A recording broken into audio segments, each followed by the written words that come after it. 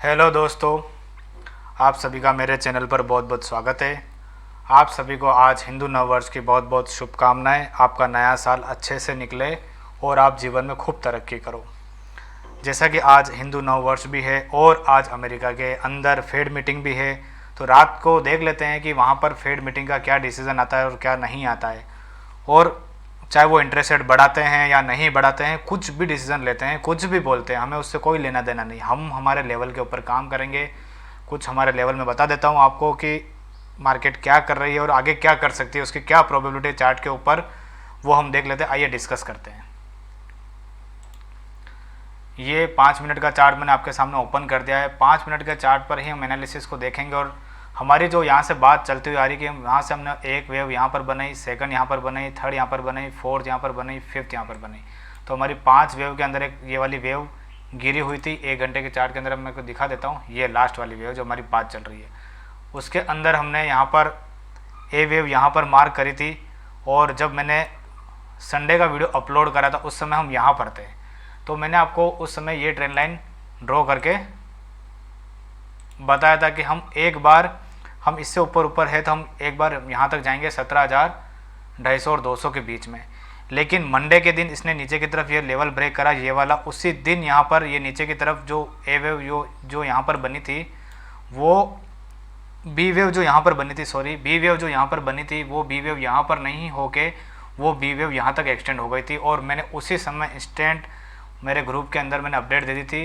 ये देखिए, शुभ trading academy का जो हमारा ग्रुप है, वहाँ पर ही मैंने अपडेट दे दी थी कि ये मंडे का, देखो आप देख सकते हो ये मंडे, उसी दिन मैंने ये दे दिया था अपडेट कि 90 पॉइंट दिखा रहा है लेकिन खुलेगा नहीं, वीडियो के अकॉर्डिंग ट्रेड प्लान करें, इस तरह का मैंने मैसेज डाला था। और फिर वापस से मैसेज भी डाल दिया था कि पैटर्न में थोड़ा चेंज हुआ है, अब ये पहले नीचे जाएगा 16,900 16,870 के पास, फिर ऊपर जाएगा। जो बी वेव कल एंड हुई थी और सी वेव में एंटर हुए थे, वो अभी भी बी वेव बनी हुई है। ये आपका चार्ट, ये आप देख सकते हो। उसी समय लाइव उसी समय भेज दिया था ये ब्रेक होते से, और यहाँ पर मैंने बी वेव मार्क करी थी। जूम करके मैं आपको बता देता हूँ। ये उसी समय मैंने यहाँ पर ए वेव बनाई थी और ये हमारी ब्रेक होते से मैंने बी वेव यहाँ पर मार्क करी थी। और फिर मैंने आपको बोला था कि बी वेव यहाँ पर आने के बाद में फिर हम ऊपर जाएंगे। तो इस तरह का स्ट्रक्चर जो चेंज हुआ था वो इमीडिएटली मैंने वहाँ पर अपडेट दे दी थी। तो आप भी हमारे ग्रुप के साथ जुड़कर लाइव मार्केट में आपको बता सकता हूँ कि क्या होने वाला और क्या नहीं होने वाला है। तो आइए हम डिस्कस कर लेते हैं उसकी। तो ये हमारी जो सी वेव कंटिन्यू चल रही थी, यहाँ से वो पूरी की पूरी सी वेव मैंने को बी वेव के अंदर एंटर हो गई थी। तो हमने यहाँ पर एक फ्लैट करेक्शन करी है। ये ए वेव, ये यहाँ पर B wave, A B C 1 2 3 1 2 3 ऐसे करके यहाँ पर ए बी सी की करेक्शन करी है। यहाँ पर ये बी वेव यहाँ पर कंप्लीट हुई थी, फ्लैट करेक्शन। और हम यहाँ से सी वेव के अंदर ऊपर की तरफ जा रहे हैं। और आज की तारीख में मार्केट ने 17,150 के आसपास की क्लोजिंग करी है। तो हम इसको डिस्कस कर लेते हैं कि अब आगे आने वाले समय में क्या प्रोबेबिलिटी है। सी वेव के अंदर मैं आपको दिखा देता हूँ कि ये हमारा यहाँ से फर्स्ट वेव कंप्लीट हुआ है, सेकंड, थर्ड, फोर्थ और ये फिफ्थ यहाँ पर आज मेरे को लगता है मार्क अभी भी नहीं हुई है, अभी भी नहीं हुई। क्योंकि अगर फिफ्थ वेव यहाँ पर कंप्लीट हो जाती तो ये लो ब्रेक होना चाहिए था, लेकिन अभी भी लो ब्रेक नहीं हुआ है।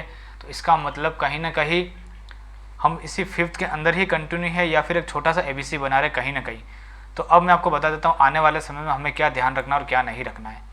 तो अक्सर ये देखा गया कि सी वेव जो होती है ना, वो नीचे की तरफ कैंसिल तब होती है जब उसका फोर्थ वेव का लो पॉइंट कट जाता है। तो फोर्थ वेव का लो पॉइंट आज की तारीख में आ रहा है ये वाला 17,025। तो हम आज यहाँ पर एक लाइन खींच देते हैं 17,000 के आसपास, मोटा मोटी यहाँ पर लाइन खींच देते हैं 17,000 पर। तो यानी कि जिस दिन 17,000 के नीचे आना कंटिन्यू कर देगा, तब जाके नीचे की तरफ फॉल जो है वो 16,600 और 700 के पास जाएगा। तो आपको एक कंडीशन बता दी, नीचे आपको तभी शॉर्ट करना है जब ये वाला लेवल आपको ब्रेक होता हुआ दिखाई देता है 17,000 का। अब ऊपर कहाँ पर हमें ध्यान रखना है शॉर्ट के लिए? ऊपर हमें ध्यान रखना है 17,250 और 17,300 के बीच में। वहाँ पर क्योंकि रिट्रेसमेंट लगाकर चेक कर लेते हैं। ये देखो रिट्रेसमेंट जो है 38% की रिट्रेसमेंट इसने आज कंप्लीट कर दी है 17,200 पे, लेकिन 50% की जो रिट्रेसमेंट आ रही है वो 17,300 पर आ रही है। तो मार्केट कहीं ना कहीं इसके आसपास जाने की कोशिश कर सकता है। 17,300 के आसपास जाए तो वहाँ पर आप रुक जाना, वहाँ पर बाइंग ज़्यादा मत देखना। और ऊपर का जो लेवल कैंसिल होगा, मतलब नीचे का डाउन साइड अगर नहीं लगना होगा तो इसको ये वाला पॉइंट कैंसिल करना पड़ेगा 17,525। जब तक ये कैंसिल नहीं होता तब तक नीचे रहने की ही प्रोबेबिलिटी है। तो अभी आने वाले समय में लाइव मैं आपको ग्रुप में अपडेट कर दूंगा, लेकिन यूट्यूब पे आपको मैं नहीं कर सकता। तो मैं आपको बता रहा हूँ कि जिस दिन 17,000 का लेवल ये ब्रेक हो जाता है और उसके नीचे ही ट्रेडिंग करना स्टार्ट कर देता है, तो फिर सी वेव जहाँ पर भी लगेगी वहाँ पर मार्क हो जाएगी और फिर हम नया लो बनाएंगे। और वो जो नया लो होगा कम से कम इस पूरे बड़े ट्रेंड का, ये वाला जो बड़ा ट्रेंड है उसका 17,600 के बीच में लगेगा, 17,600 और 700 के बीच में लगेगा और उसके बाद में जाके एक वेव स्ट्रक्चर कंप्लीट हो जाएगा। तो आप इस चीज़ का ध्यान रखना अच्छे से, और आने वाले समय में 2-3 दिन में ही हो सकता है ये प्रोग्राम। अब फेड मीटिंग के ऊपर मार्केट कैसा बिहेव करते वो देखना होगा बस। बाकी लेवल के हिसाब से मैंने आपको बता दिया कि हमें एक बार नीचे लो और बनाना है। मैंने सारी ड्राइंग हटा दी। एक बार मैं आपको एक चीज़ बताना चाह रहा हूँ इसके अंदर कि यहाँ पर देखो इस कैंडल को कैंसिल करने में भी इसने कितने दिन लगा दिए, 1 2 3 4 5। इसका मतलब कहीं ना कहीं वीकनेस है, कोई ऊपर नहीं जाने वाला। तो कल को कुछ अच्छा भी आता है ना तो भी मेरे को लगता है टेम्पररी के लिए ऊपर जाएगा, वापस घूम के आ जाएगा। इसलिए हमें ज़्यादा अभी बुलिश होने की बिल्कुल भी ज़रूरत नहीं है। जब तक ये वाला लेवल ब्रेक नहीं हो जाता 17,525 का, तब तक हमें ऊपर का नहीं सोचना है, नीचे का ही लेवल आएगा। तो ये पूरे निफ्टी और बैंक निफ्टी का मैंने आपको समझा दिया, ज़्यादा बात नहीं करेंगे। निफ्टी की एनालिसिस मैंने आपको समझा दी। यहीं कहीं से हमें ध्यान रखना है, सी वेव अभी कंप्लीट नहीं हुई है। इसको एक बार देख लेते हैं, यहाँ से देख लेते हैं। फ्लैट करेक्शन के हिसाब से इसकी एक बार टारगेट देख लेते हैं कहाँ पर आ रहा है। बी वेव थी ना, तो यानी कि 100% तो इसने अपना पूरा कर लिया। अब ये 161 एक्सटेंडेड होने की कोशिश करेगा तो ज़्यादा से ज़्यादा 17,250 और 300 के बीच में जा सकता है बस। इससे ज़्यादा जाने की प्रोबेबिलिटी नहीं है, उससे ज़्यादा जाने की प्रोबेबिलिटी। अगर मान लो 17,300 या 250 चला जाता है, फिर आपको कैसे पता चलेगा कि नीचे आ रहा है। उसके बाद में ये वाले लो पॉइंट कटने चाहिए 17,100 के। जो नया लो, जो नए हाई बनते जा रहे ऊपर जाने के बाद में पुराना लो कोई भी कटेगा, समझ जाना कि नीचे का काम स्टार्ट हो गया है, समझ जाना आप। अब हम देख लेते हैं निफ्टी के एनालिसिस को। निफ्टी का ये 1 घंटे का चार्ट, 1 डे का चार्ट है, इसको मैं 1 घंटे का कर देता हूँ। 1 घंटे में आप देख सकते हो कि यहाँ पर हमारी फर्स्ट वेव कंप्लीट हुई है, सेकंड, थर्ड, फोर्थ, फिफ्थ। इसके अंदर भी हम यहाँ पर 5 मिनट के चार्ट को ही ओपन करके देखेंगे। 5 मिनट के चार्ट में हमने यहाँ पर एक ए वेव कंप्लीट करी है, यहाँ पर हमारी बी वेव कंप्लीट हुई है। इसके अंदर उस दिन इसने लो नहीं ब्रेक करा था, तो इसका मतलब इसका चार्ट बिल्कुल परफेक्ट था। और ये हम सी वेव के अंदर ऊपर की तरफ जा रहे हैं। अब मैं आपको थोड़ा सा आपको एक चीज़ सिखाता हूँ। यहाँ पर सी वेव के अंदर यहाँ पर इसने फर्स्ट वेव यहाँ पर बनाई है, सेकंड यहाँ पर बनाई है, थर्ड यहाँ पर बनाई है और फोर्थ आज हम बना रहे हैं। आज हम बना रहे हैं फोर्थ, और फोर्थ के अंदर ही है। अब मैं आपको थोड़ा सा इलेट का बता देता हूँ कि ये जो सी वेव है ना, हमेशा जब भी सेकंड पॉइंट मिल जाता है तो हमें एक ट्रेंड लाइन खींचनी होती है यहाँ से 0 टू ट्रेंड लाइन, और उसके बाद में जब भी ये ब्रेक हो जाती है ना तो हमें पता चल जाता है कि फोर्थ के अंदर एंटर हो गया है। तो इसका मतलब ये फोर्थ के अंदर एंटर हो गया है। तो अब हमें क्या करना होता है कि जो फर्स्ट और ये जो थर्ड ट्रेंड लाइन होती है ना, वहाँ पे ड्रॉ करते हुए फिर इस ट्रेंड लाइन का कोई मतलब नहीं रह जाता है। फिर यहाँ से लेके एक चैनल बराबर एक पैरेलल खींचना होता है, समानांतर एक तरह से। तो यानी कि जब ये भी ब्रेक हो जाता है तो यानी कि ये फोर्थ में चल रहा है कहीं ना कहीं, तो इसका मतलब ये फिर कहीं ना कहीं पूरा फिर आराम से ड्रॉ हो जाता है। ये 1 बन चुका है, ये सेकंड बन चुका है, ये थर्ड बन चुका है, और फोर्थ में हम कहीं ना कहीं चल रहे हैं। और इसके अंदर एक फिफ्थ ऊपर जाने की प्रोबेबिलिटी और है अभी भी। बैंक निफ्टी भी और ऊपर जाएगा। इसको मैं 1 सेकंड यहाँ पर लाइन लगा देता हूँ, जो जिसके नीचे ब्रेक नहीं होना चाहिए, ये वाला एरिया। यानी कि बैंक निफ्टी जब तक 39,600 के ऊपर खड़ी है तब तक बैंक निफ्टी में एक नया हाई और बन सकता है। और जो नया हाई और बनेगा वो कितना बनेगा वो मैं आपको बता देता हूँ। वो फोर्थ वेव कहाँ पर कंप्लीट होती है वो देखना पड़ेगा। अगर मान लेते हैं यहीं कहीं पर कंप्लीट होती है तो फिर फिफ्थ वेव जो है वो ज़्यादा से ज़्यादा 40,200-300 के बीच में बन सकती है। उसके बाद में जब भी 40,200-300 का टारगेट पूरा हो जाएगा और फोर्थ वेव का लो पॉइंट ब्रेक हो जाएगा, तब नीचे का डाउन साइड कन्फर्म हो जाएगा। और बैंक निफ्टी को भी एक बार 38,000 के पास जाना है, 38,000 के आसपास। 38,000 के पास जाएगा तभी इसका टारगेट कंप्लीट होगा नीचे का।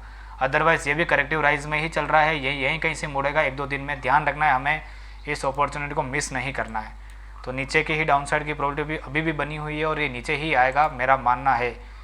जब तक ये इसमें भी ये वाला एरिया ब्रेक नहीं होगा ना ऊपर का, तब तक इसके अंदर 1 सेकंड बताता हूँ, ये वाला एरिया 40,800 तब तक जब तक ब्रेक नहीं होगा ना ऊपर की तरफ, तब तक ये ऊपर नहीं जाएगा। तो इसलिए नीचे रहने की ही प्रोबेबिलिटी, और ये यहीं कहीं से घूम जाएगा 40,300-200 के बीच में।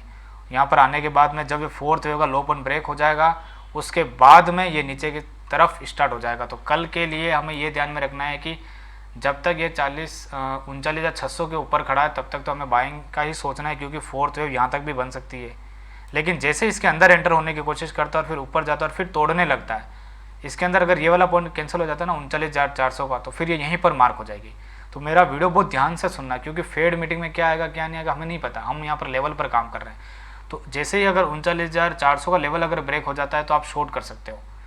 उसके लिए फिर आपको स्टॉप लॉस ये रखना पड़ेगा, ये वाला।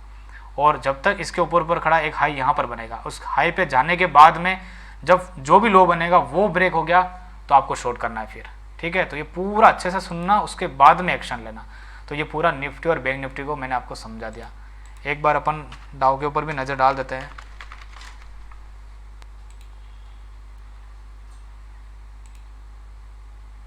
डाउ जोन्स भी कुछ खास कर नहीं रहा है, ये भी पलटेगा नीचे की तरफ। इसको मैं एक बार है ना यहाँ से एक ट्रेंड लाइन लगा देता हूँ, ये वाली। तो ज़्यादा से ज़्यादा यहाँ तक जा सकता है, अगर कुछ अच्छा आ भी गया तो। ये भी जब तक इस एरिया को ब्रेक नहीं करता तब तक ऊपर नहीं जाएगा। इसको भी एक लो और बनाना है यहाँ पर। तो यानी कि सारे इंडेक्स में नीचे के नए लो दिख रहे हैं मुझे, और चार्ट उस तरह से डेवलप हुआ है, तो इसलिए हम ज़्यादा बाइंग का नहीं सोचेंगे। फिलहाल हम एक बार ऊपर के एरिया कंप्लीट होने देते हैं, फिर इसको शॉर्ट करेंगे वापस से।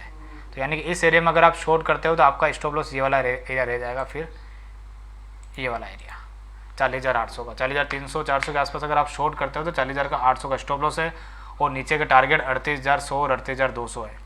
बिल्कुल बैंक निफ्टी के अंदर अवेयर होकर काम कीजिएगा, नीचे की प्रोबेबिलिटी थोड़ी सी ज़्यादा है, और हमारे ग्रुप में तो मैं उसी समय अपडेट कर दूंगा, तो चिंता करने वाली कोई भी बात नहीं है। तो आज के वीडियो को यहीं पर वाइंड अप करते हैं। मेरे वीडियो को लाइक और सब्सक्राइब और कमेंट करना बिल्कुल भी मत भूलिएगा। कमेंट बिल्कुल भी नहीं आ रहे वीडियो के ऊपर, मैं देख रहा हूँ। तो जो भी दोस्त मेरे वीडियो देखते हैं कमेंट बिल्कुल करिए, ताकि मुझे उससे मोटिवेशन मिलेगा और वीडियो बनाने में और मज़ा आएगा। तो फिर मिलते हैं अपन नेक्स्ट वीडियो में। Thank you so much.